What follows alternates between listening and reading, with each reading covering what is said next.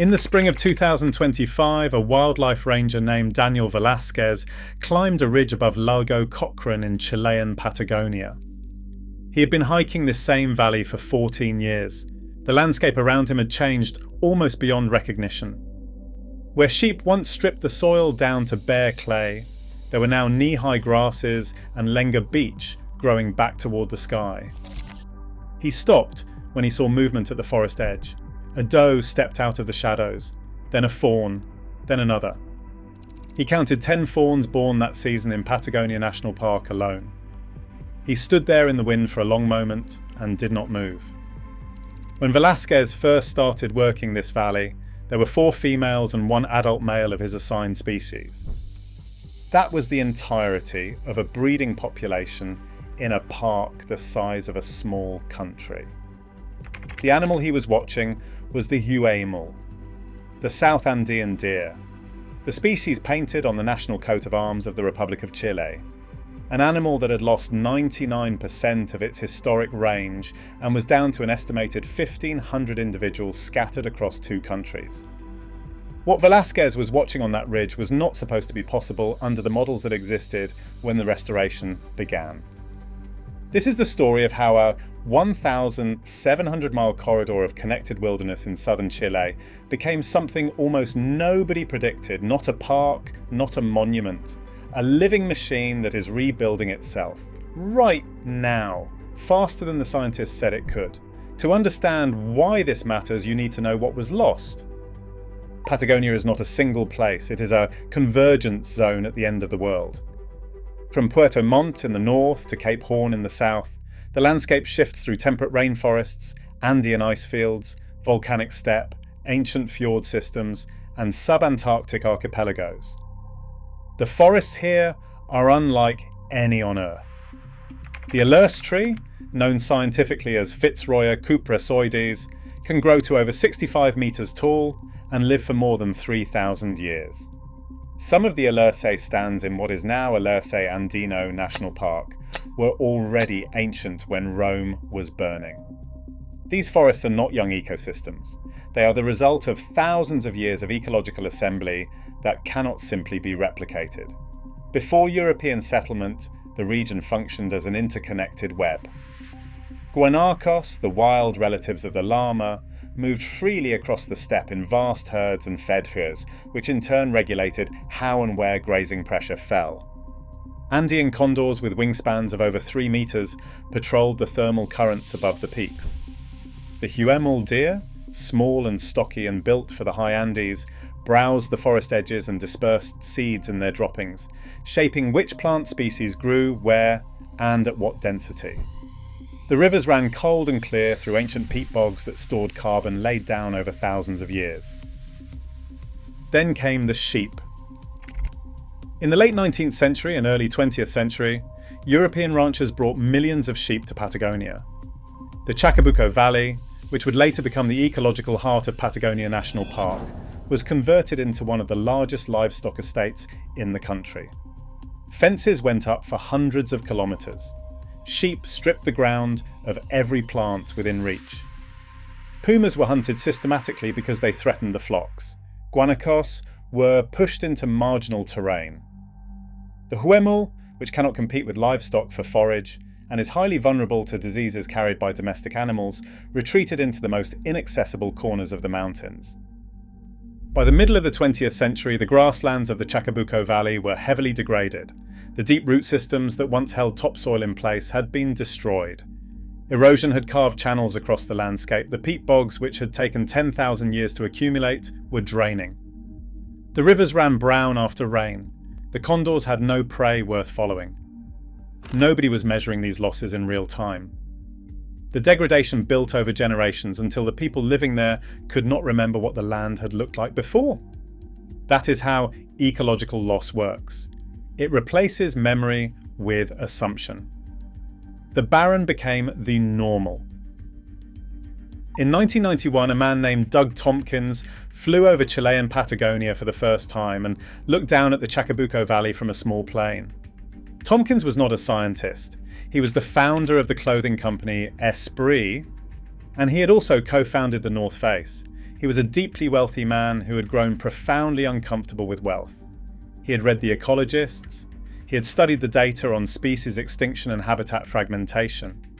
And when he looked down at those ravaged grasslands, he saw something that very few people in the world had the resources to do anything about. He saw a chance. Over the following years, Tompkins and his wife, Christine McDivitt Tompkins, who had been chief executive of the outdoor clothing company Patagonia, began purchasing land in southern Chile. Not small parcels, but entire valleys, former sheep estates. Degraded ranch lands that nobody believed had any future except more ranching. Together, they spent $345 million over nearly 3 decades acquiring land across the region. The reaction from local communities was fierce.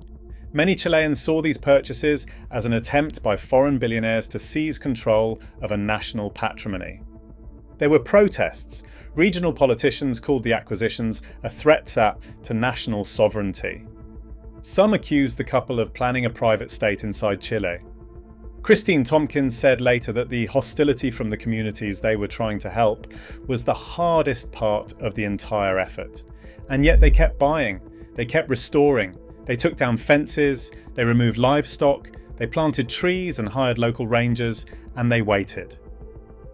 Doug Tompkins died in a kayaking accident in southern Chile in December 2015. He did not live to see the outcome, but by then, the model had proven itself enough that the Chilean government was paying close attention. In January 2018, outgoing President Michelle Bachelet and Christine Tompkins signed a decree that restructured the conservation landscape of an entire region in a single afternoon. The donation was nearly 1 million acres of privately held land transferred to the Chilean people. It was the largest private donation of land to a government in recorded history. The Chilean government matched it by reclassifying almost 6.5 million acres of existing reserves to full national park status, the highest protection category under Chilean law. It added over 10 million acres of previously unprotected public land to the network. The combined result was the creation of 5 new national parks and the expansion of 3 existing ones. 10 million new acres of protected land in a single decree.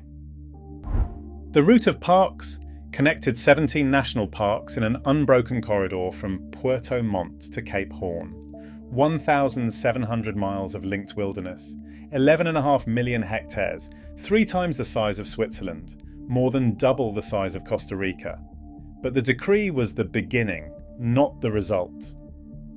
In Patagonia National Park alone, teams spent years removing more than 370 miles of fencing and steel posts. Think about what that means in practice. Rangers and conservation workers followed fence lines across mountains and valley floors, pulling posts from the ground by hand and by machine, and rolling wire that had been in place for 80 years. Each removed section was another corridor open for guanacos, huemul, and pumas to move through territory they had been excluded from for generations. Rewilding Chile, the organisation that emerged from the Tompkins Conservation Network, built monitoring programmes from scratch. Camera trap networks went into the parks across hundreds of kilometres. Wildlife rangers began systematically tracking the huemul, recording every sighting, fitting individual animals with radio collars, tagging calves through successive breeding seasons to build a picture of how the population was using the terrain. A breeding data registry was assembled, 1 animal at a time. The livestock removal from the Chacabuco Valley was gradual. As each section was cleared of sheep, the grassland root systems began to recover. Native grasses returned in a predictable sequence. The most stress-tolerant species first. The more productive and ecologically complex species followed, as the soil rebuilt the biological capacity to support them. Botanists monitoring the process found species that had not been recorded in the valley in living memory. In the forest to the north, restoration teams in Pumalin Douglas Tompkins National Park planted Alurse seedlings in areas where logging had removed old-growth stands. The Alurse grows at roughly 2 millimeters of trunk diameter per year. Nobody expected to see mature forests. They were planting for centuries, and everyone involved understood that. Early results were modest. In the first few years, the main evidence of change was absence. Fewer dead guanacos, fewer signs of overgrazing, the absence of distress before the presence of recovery. Here is where the models started failing. Ingrid Espinosa, the Director of Conservation at Rewilding Chile, had been working in these landscapes since 2001. She had watched the restoration begin slowly, then plateau, then accelerate in ways she had not projected. The guanaco, which is the ecological anchor species of the Patagonian steppe, rebounded faster than the models predicted. As guanaco populations expanded in Patagonia National Park, puma populations followed. Pumas are obligate predators of guanaco. When the prey base grows, the predator population grows with it. Within a few years of the main fence removal and livestock withdrawal taking hold, puma densities in Patagonia National Park and Torres del Paine were being measured at levels researchers described as among the highest ever recorded anywhere pumas exist on Earth. That is not a coincidence. That is balance. The cascade did not stop with pumas. Pumas regulate where guanacos graze and how long they stay in one place. When pumas are present, guanacos move more often. Moving guanacos fertilize more ground. They trample less. They allow vegetation to recover between visits. The grasslands responded to this shift in grazing pressure with an increase in species diversity that monitoring teams had not anticipated on this timeline. The huemul numbers in Patagonia National Park grew from 5 individuals when Velázquez began his work to approximately 120 individuals by 2025. From 5 to 120 in a single park. The radio collar data show the animals using the corridors created by fence removal to access high-altitude terrain that had been ecologically disconnected from lower valleys for nearly a century. In 2025, a rewilding Chile expedition discovered a previously unknown subpopulation of huemul at the southern tip of the continent, in the area being considered for the future Cape Froward National Park. Nobody put the huemul there. The animals had moved through the linked protected corridor and established themselves somewhere new. The system was rebuilding itself, not the way engineers rebuild things, the way nature rebuilds things. Slowly, then suddenly. Then the carbon data arrived. The analysis came from the National Geographic Society, working with a data set produced by the United Nations Environment Programme World Conservation Monitoring Centre. The 17 parks in the route of parks together store 6.6 billion metric tons of carbon.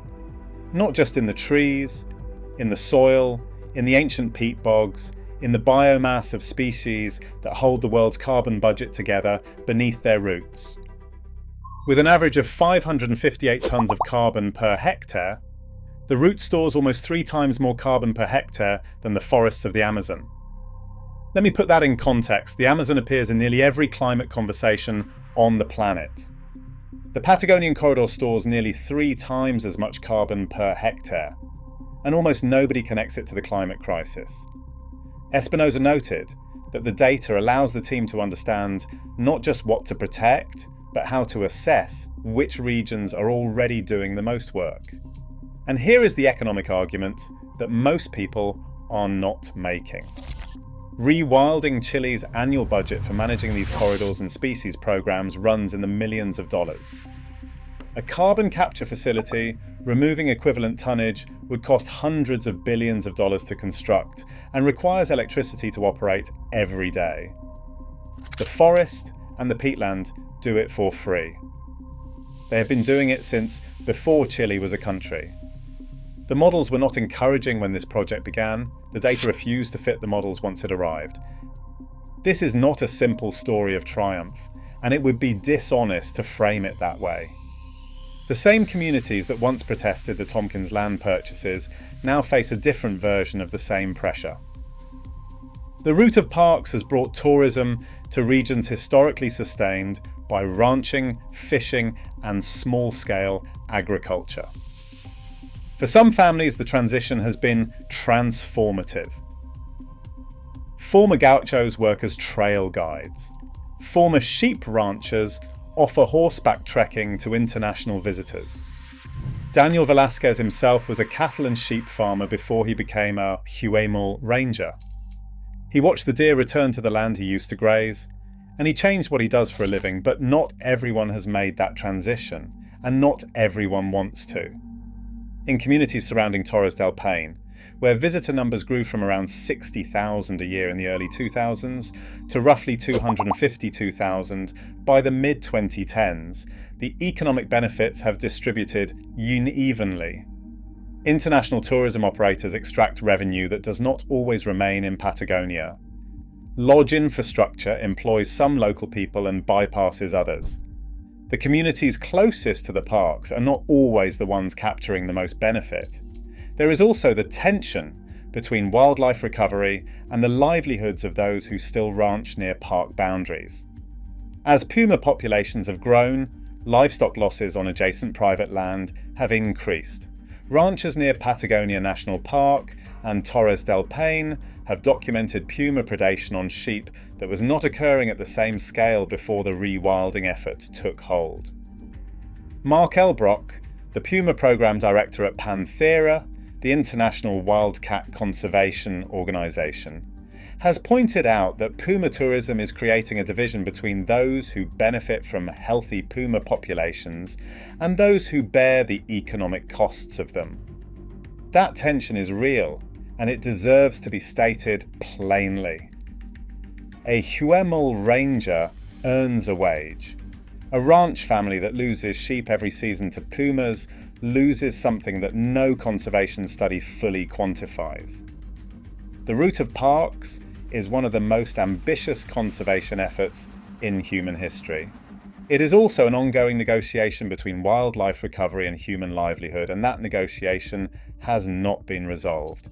In the spring of 2025, Daniel Velasquez stood on the ridge above Lago Cochrane and watched 10 fawns move through a forest that did not exist 30 years ago. The valley below him, once stripped to bare clay by generations of sheep, was full of native grasses moving in the wind. The fence lines were gone. The land was open in every direction, all the way to the mountains. He had started this work with 5 animals. He was watching the continuation of a species. What the route of parks proves is not that nature recovers automatically. It proves that nature recovers when humans make the choice to step back, and when a small number of people are willing to be wrong for long enough to be proven right. Doug Tompkins spent decades being called a land grabber. Christine Tompkins spent years rebuilding trust with communities that did not want her there. Ingrid Espinosa has spent more than 20 years counting animals that most of the world has never seen. The result stores nearly 3 times as much carbon per hectare as the Amazon. It shelters the densest puma populations on Earth.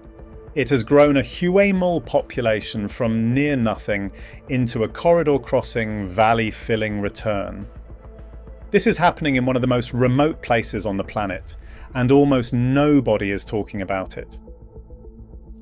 What surprised you most about what is growing inside that corridor? Let us know in the comments below. If you are not subscribed yet, now is the time. We cover stories about restoration and the people who are fixing what is broken. Please hit subscribe. See you in the next one.